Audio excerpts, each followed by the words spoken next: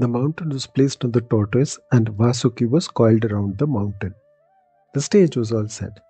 How will the gods and the Asuras endure the strain of the journey? Let's see what happened. Vasuki's breath turned to smoke. The smoke to clouds and soon rain poured down, cooling the blazing mountain, showering flowers like blessings from the sky. Even in turmoil, nature creates its balance. When effort heats up, compassion rains down to calm it.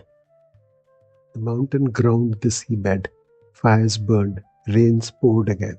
Sap, herbs and resins from the mountain flowed into the sea, turning its waters into thick milk. When struggle and surrender meet, transformation begins. All were exhausted. Ages had passed and still the ocean had revealed nothing.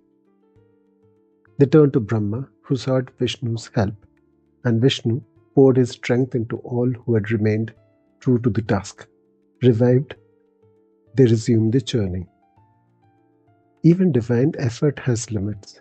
When willpower fails, surrender invites grace. Strength restored, the churning resumed. Soon, it was time for the treasures to appear. Join the next video to discover these treasures. Click to subscribe now and make sure you catch the next video.